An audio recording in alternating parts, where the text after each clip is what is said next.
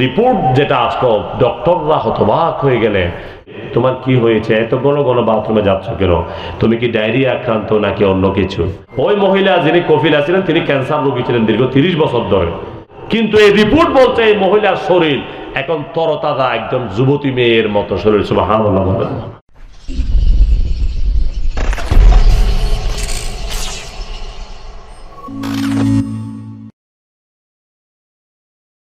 ওই সৌদি আরবের একজন মহিলা কফিলা, তার একজন ওই গৃহকর্মী হিসাবে ইন্দোনেশিয়া থেকে তিনি একজন মহিলা নিয়ে গেলেন। এটি আপনার সমস্ত print media, electronic media, social মিডিয়াতে ভাইরাল হয়েছে এই ঘটনাটি। আমার সচেতন যারা ভাইয়েরা আছেন তারা দেখেছেন। তিনি ওই ইন্দোনেশিয়ার মহিলা কফিলা, তিনি একজন মহিলা নিলেন তার একটু গৃহকর্মী হিসাবে কাজকর্ম করাবার জন্য। দেখা গেল একদিন দুদিন পরে ওই মহিলা সবসময় বাথরুমে আসা যাওয়া করতে থাকে। তখন ওই মহিলা যিনি ছিলেন তিনি জিজ্ঞেস করলেন যে তোমার কি হয়েছে, এত ঘন ঘন বাথরুমে যাচ্ছ কেন, তুমি কি ডায়রিয়া আক্রান্ত নাকি অন্য কিছু? তখন ওই মহিলা বললেন, না মাননীয় ম্যাডাম, বিষয়টা হচ্ছে আমার 2 মাসের একটি সন্তান বাসায় আছে, কিন্তু আমার পরিবার বড্ড অভাবী একটি পরিবার, তো কি করব, পেটের তাড়নায় আমি আমার 2 মাসের সন্তানকে আরেকজনকে দিয়ে থাকার জন্য আমার ভিসা কনফার্ম হয়েছে, আমি এখানে চলে আসছি। ওই মহিলা যিনি কফিলা ছিলেন তিনি ক্যান্সার রোগী ছিলেন দীর্ঘ 30 বছর ধরে, তাদের তো টাকা পয়সার অভাব নাই, কেমোথেরাপি দিয়ে তারা কোনো মতে জীবনটা উনি চালাচ্ছিলেন।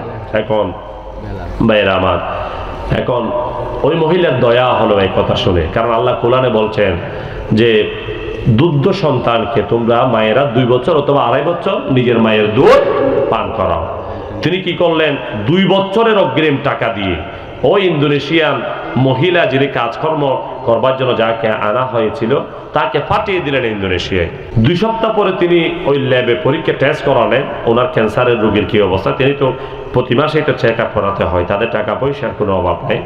দেখা গেল হঠাৎ করে 2 বছর করে যিনি 2 সপ্তাহ পরে ল্যাবে টেস্ট করার পর যে রিপোর্ট আসলো, রিপোর্ট প্রুভ করছে, রেজাল্ট দিচ্ছে এই মহিলা জিন্দেগিতেও কোনো ক্যান্সার ছিল না। আল্লাহু আকবার।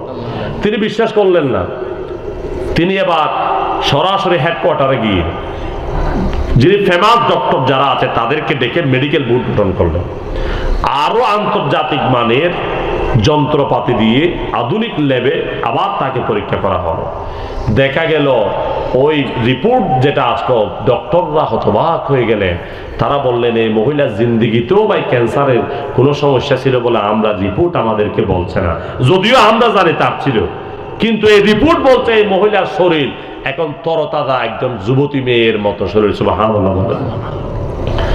তখন ওই ডক্টররা তারা আশ্চর্য হয়ে বিস্মিত হয়ে তারা জিজ্ঞেস করলেন, ও মহিলা আমাদেরকে একটু বলেন না আপনি এমন কি খেয়েছেন যার কারণে আল্লাহ আপনার দেহ থেকে, কারণ বর্তমানে ক্যান্সার হ্যাভ নো আনসার, ক্যান্সারের তো কোনো উত্তর নাই, কোনো আধুনিক চিকিৎসা নাই, আপনি কিভাবে এই রোগ থেকে মুক্তি পেলেন একটু বলেন না।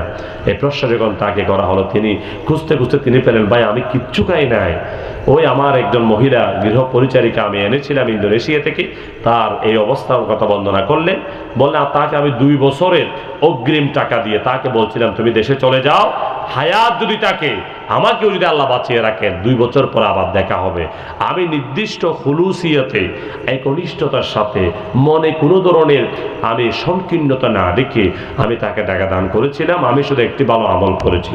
সেখানে ওই বোর্ডে সৌদি আরবের ডক্টররা আরবি বুঝেন, তারা কোরআন হাদিসে স্টাডি করেন, তারা বললেন আমি মোটেও হতবাক হলাম না, আল্লাহর রসুলের হাদিসের এটি বাস্তবায়ন, এটি কোনো অবিশ্বাস্য বিষয় নয়।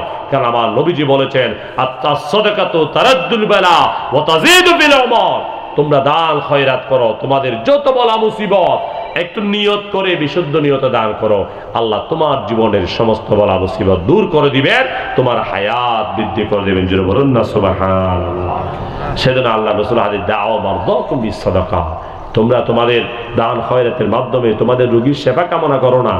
বাসায় রোগী আছে, মা বোন অসুস্থ আছে, ব্যবসা বাণিজ্য ভালো হচ্ছে না, নিয়ত করে টাকা দেন, রব্বুল আলামিন আমাকে আপনাকে আমার সমস্ত হালাল জায়েজ সমস্ত নিয়ত কবুল ও মঞ্জুর করে সকলে বলে আমিন।